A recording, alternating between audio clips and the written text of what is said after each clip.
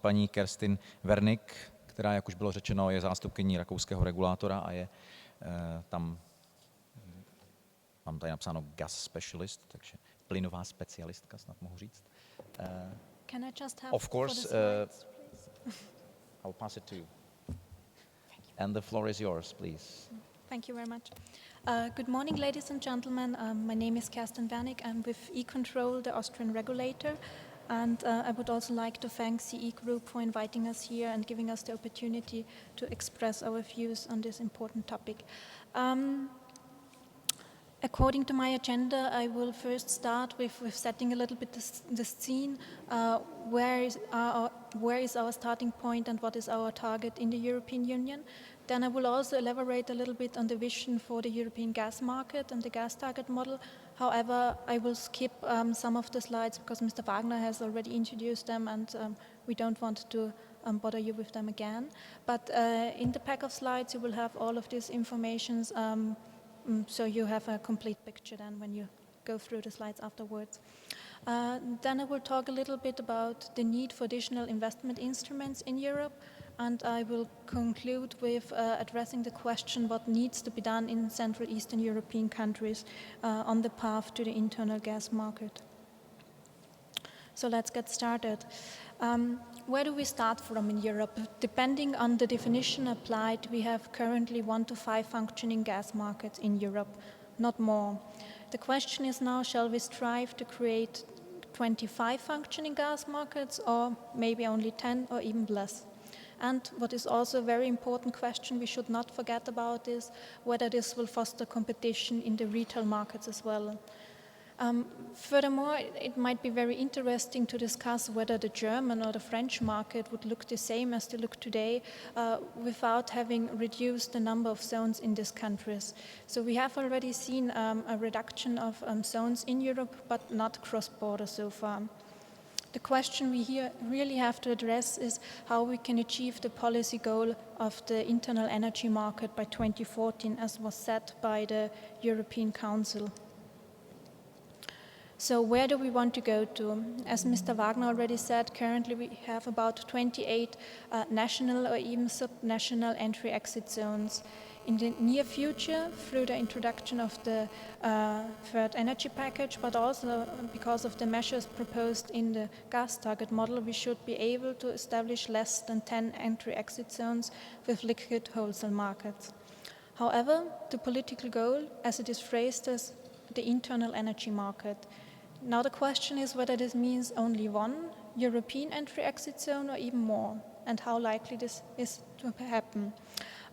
What is very sure is that we have to do a proper cost-benefit analysis and to consider all potential benefits and drawbacks before we go ahead with reducing the number. I mean, it is very clear that 28 is a too high number, 10 seems a reasonable number, and everything between, I would say, 2 and 10 seems to be reasonable, but of course this has to be assessed further. So what do we want to achieve? The internal gas market is of course a political goal, but also a legal goal. It is already enshrined in the third energy package, so we don't really have a choice. We have to establish the internal gas market. How do we want to achieve this? We have to consider the starting points of all member states, which are quite diverse, and we have to keep in mind the big picture what we want to achieve. In the gas target model, we are saying that first we need to enable functioning wholesale markets where they do not exist yet, and that are many countries which do not have such markets yet. And as a second step, we need to connect these markets better to move forward. What is also very clear is that we need some basic conditions all over Europe to make this happen, and that no one-size-fits-all option or solution is here possible.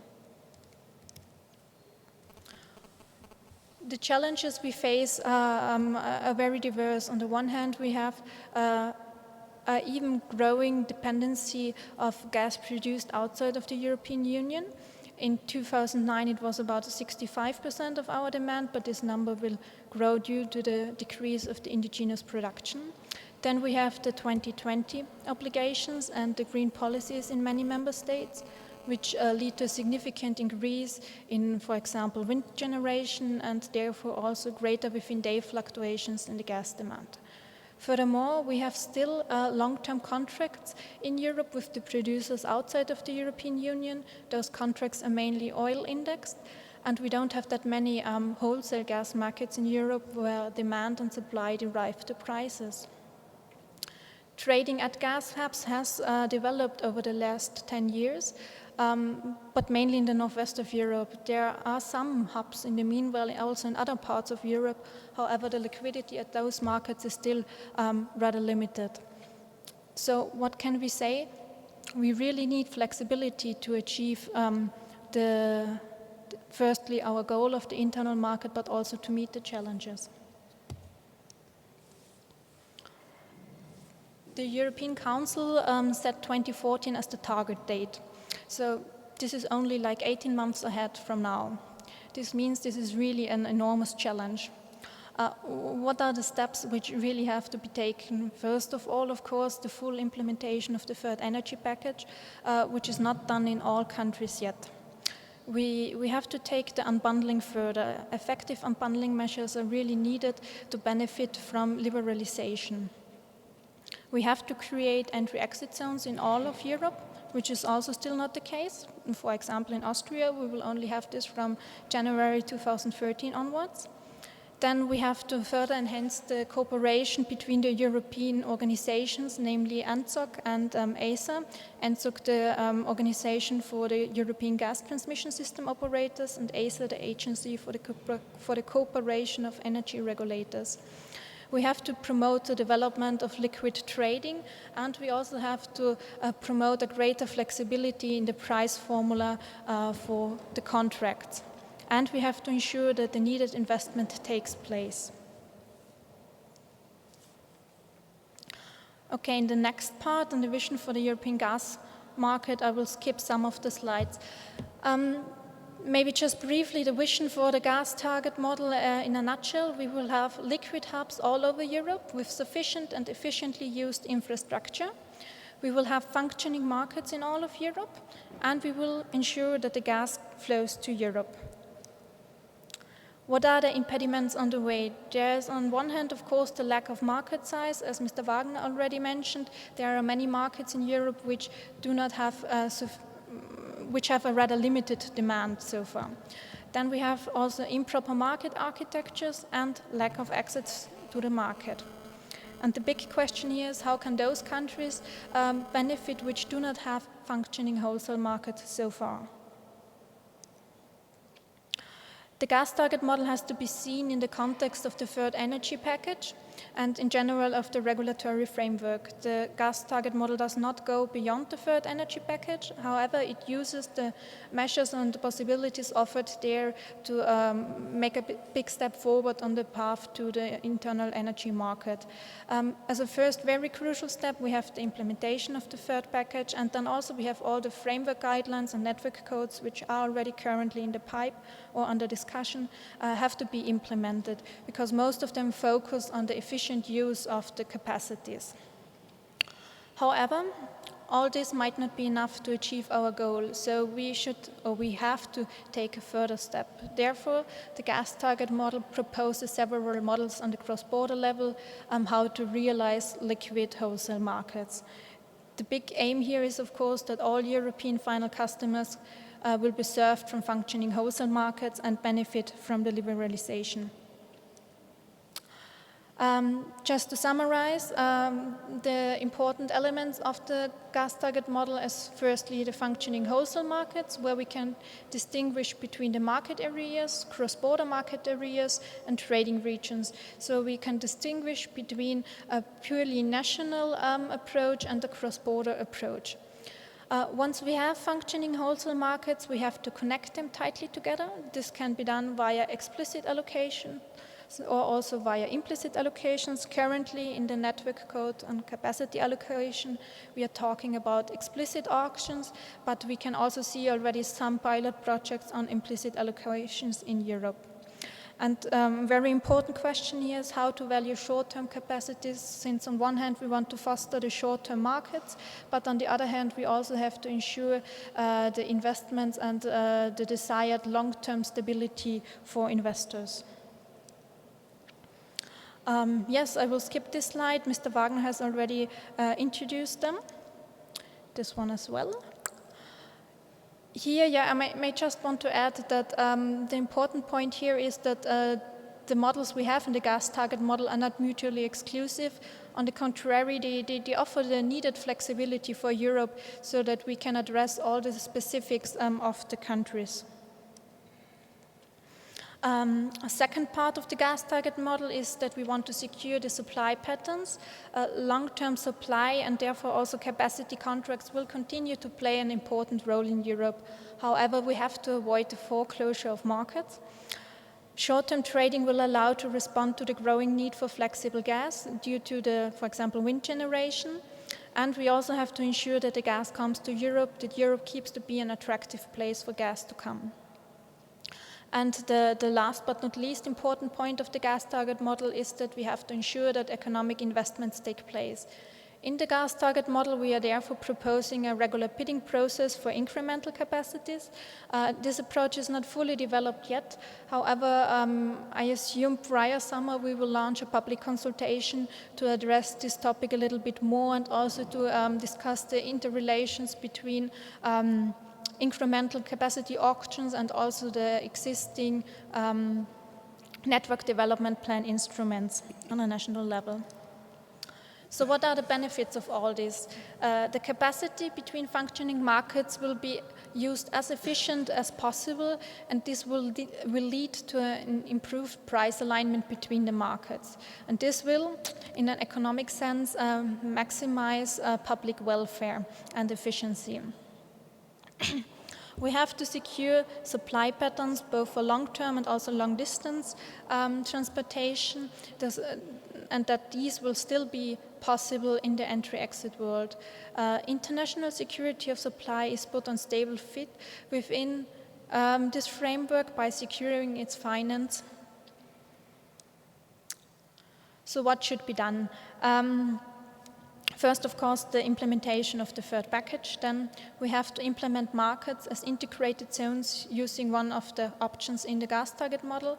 We have to make sure that all zones cater for consumption of at least 20 BCM, and we have to make sure that the zone has access to at least 3 different gas sources. The recommendations of the gas target model in a nutshell. First, as I mentioned already several times, create liquid wholesale markets. Then we have to connect these markets.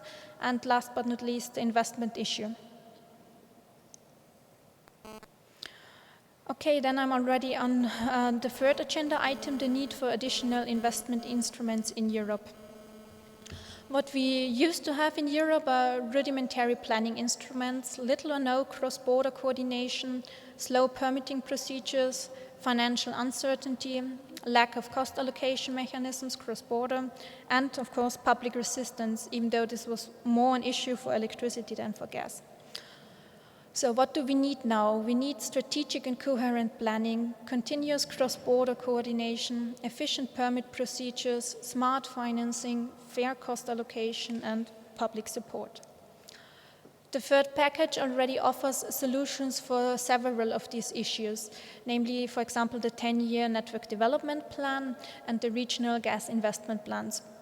Both documents are produced by ENSOs, respectively by TSOs, and ACER has some kind of oversight role. Both instruments include common scenarios and methodologies, so this is already this first very important step towards more cross-border coordination. We have organizational and operational cross-border coordination within the third energy package with the establishment of the institutions, ENSOC and ACER. And we have network codes with binding market rules, which are very important for also the establishment of a further investment and an investment-friendly climate. However, the network codes so far do not directly address this issue. The unresolved issues are the permitting procedures, the financing. This seems to be more an issue for gas than for electricity, especially for smaller TSOs in Europe. Cost allocation and also public support. Here I also would like to quote Roland Berger, who did the study for the European Commission for the energy infrastructure package. They are saying that the financing institutions and the TSOs generally believe that the planned investments in the period to 2020 can be financed given a suitable regulatory framework. So it seems that the financing is not the biggest issue here, but still it is an issue as well. What are the regulatory instruments at hand? There are, of course, the tariffs. Here we can distinguish between the user pays and the beneficiary pays principle, and we are seeing kind of a paradigm shift here. Cost allocation mechanisms are needed for asymmetric benefits and externalities. ITC, inter-TSO compensation, this is mainly known from electricity so far. However, as soon as we are talking about cross-border market areas or trading regions, this becomes also an issue for gas, and we have to address this. Then we have the instrument of exemptions. You can get an exemption from the regulatory framework regarding the third-party access, tariffs, and unbundling in case of gas. Assets are not fully transferred into regulated asset bases. Expenses are not fully covered by the regulated tariffs. However, such an exemption can only be granted if the level of risk attached to the investment is such that the investment would not take place without an exemption. Then we have a new instrument, PCI, Projects of Common Interest. This is something which is currently being discussed within the energy infrastructure package. There the question arises whether additional regulatory benefits which go beyond the third energy package are really needed. Some brief comments on the energy infrastructure package and the Connecting Europe facility regulation. Both are still draft documents. In our view, we have to first use the third package tools at hand. There is no additional financing for projects with exemption needed. The regulatory incentives should only be set by the regulators and not by anybody else. A sound cost-benefit analysis is key for the selection process of projects of common interest. This is a very important point for us. Permitting still remains the biggest obstacle to timely investments, and we hope that the energy infrastructure package can help here with establishing a one-stop shop and streamlining the processes. The Connecting Europe facility funding should only be for those projects which are not commercially viable in our point of view, to avoid the crowding out of private financing and also adverse incentives for project sponsors. Okay, so what needs to be done in Central Eastern Europe? Maybe for explanation, when I'm talking about Central Eastern Europe, I mean Czech Republic, Slovak Republic, and Austria. E-Control is also co-chairing with our Italian colleagues the Gas Regional Initiative of South-Southeast Europe. In this group, we are discussing the stepwise integration of national gas markets. We are there addressing issues like the harmonization on the transmission level in line with the framework guidelines network codes, meaning some early implementation of the network codes, for example. Then we have discussions on the merging of balancing and entry-exit zones, and also TSO-led cross-border balancing via one virtual trading point in the region. Furthermore, we have two very interesting projects which I want to mention to you. On one hand, we did a macroeconomic analysis of cross-border market integration in this region, but also for a wider area in Europe, where we assessed whether it is possible to do some cross-border market integration based on the availability of capacities. For the CEE region, we have identified that there is sufficient transmission capacities to allow for that. We have also tried to calculate the benefits of such a market integration cross-border. From what we have seen so far from the results, there is a net welfare gain in this region. The study is not finalized yet. However, I expect that we can publish it rather soon. As a second project, which we are very proud of, we are together with the Czech TSO, Net4Gas, the Slovakian TSO, Oystream, TEC, the Austrian Gas Exchange. We are together identifying possible implementation steps of the measures proposed in the gas target model. This work is just kicking off, and we expect some results already in autumn, and for both projects it's that we will also discuss this within the framework of the Gas Regional Initiative to raise the awareness of the wider stakeholder sphere here. Okay, so thank you very much, and I'm looking forward to the discussion afterwards.